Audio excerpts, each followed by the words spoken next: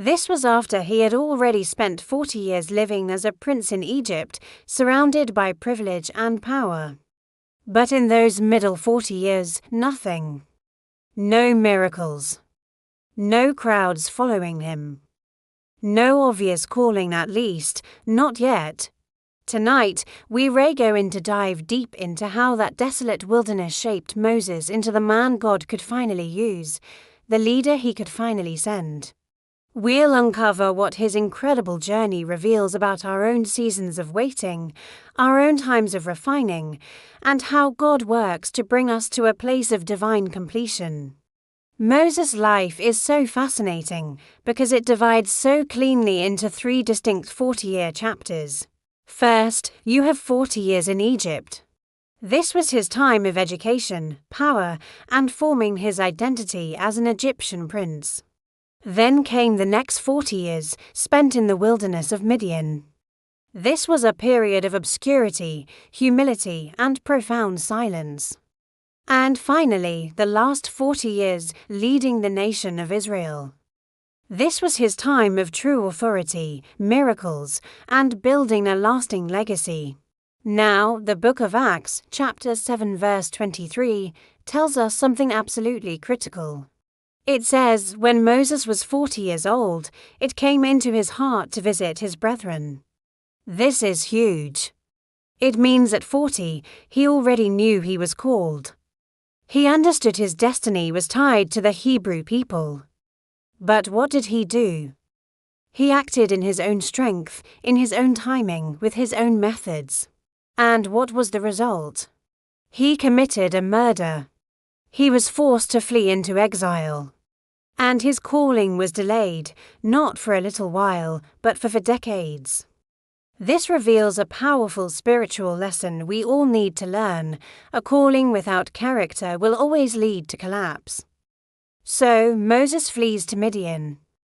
He goes from being a potential deliverer to being a simple shepherd.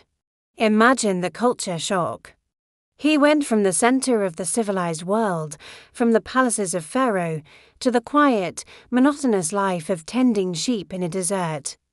This wasn't a vacation, it was a complete stripping away of everything he had ever known. His Egyptian identity, his royal status, his sense of importance, all of it was gone. He married Zipporah, had a son, and settled into a life that probably felt like a dead end.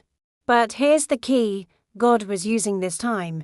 The desert became his classroom, the silence became his teacher, out there, with only the sheep and the stars for company. Moses learned lessons he could never have learned in the court of Pharaoh.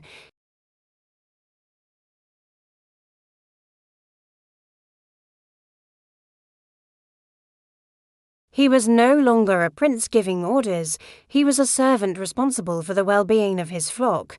He learned to navigate the wilderness, to find water where there seemed to be none. To read the signs of the weather, he was unknowingly being trained for the exact journey he would later lead an entire nation on. The wilderness stripped away his pride, his self-reliance, and his impulsiveness. It emptied him of himself so that God could fill him.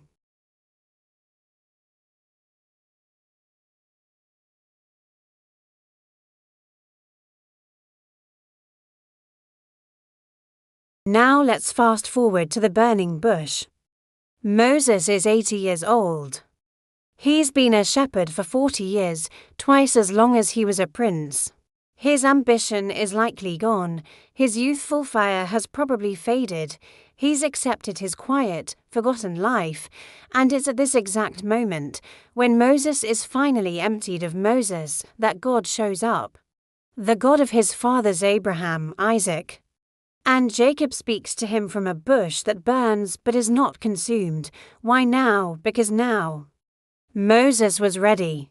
Notice God's first instruction to Moses at the bush: take off your sandals, for the place where you are standing is holy ground. This wasn't just about respect, it was symbolic. He was being asked to remove the dust of his own journey, his own efforts, and to stand before God completely vulnerable, completely bare. The man who once tried to deliver Israel with his own hands is now so humbled that he questions his own ability. He says, "Who am I that I should go to Pharaoh?" 40 years earlier, he thought he was somebody. Now he knows he is a nobody without God.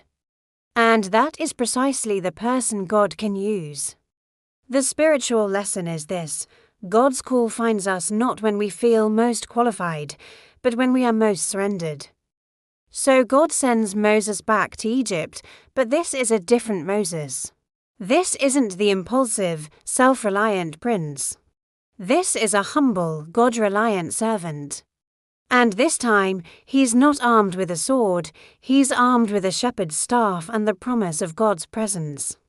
That staff, a simple piece of wood he used to guide sheep, becomes the instrument of God's power. It parts the Red Sea, brings water from a rock, and signals God's judgment on Egypt. What does this teach us? It shows that God uses the ordinary things, the things we've learned in our own personal wilderness, and anoints them for His extraordinary purposes. That skill you learned in a job you thought was a dead end? God can use it. That patience you developed during a long season of waiting, God can use it. That compassion you gained through your own suffering, God will absolutely use it. God doesn't waste our wilderness experiences, He redeems them.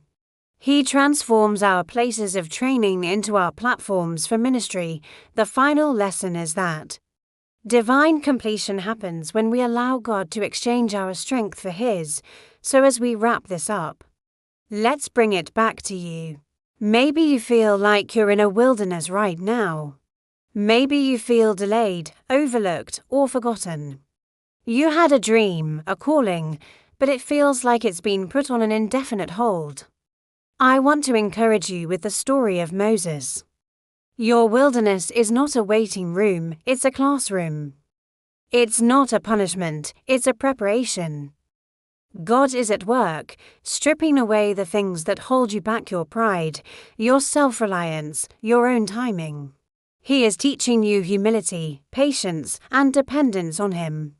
He is emptying you of you, so He can fill you with Himself. Don't despise your desert season. Embrace it. Learn the lessons. Because when you are finally ready, when the timing is perfect, God will show up in a way you never expected, and He will send you out, not in your own strength, but in His. Thank you so much for watching. If this message resonated with you, please hit that like button and subscribe for more content that dives deep into these life-changing truths. We'll see you in the next video.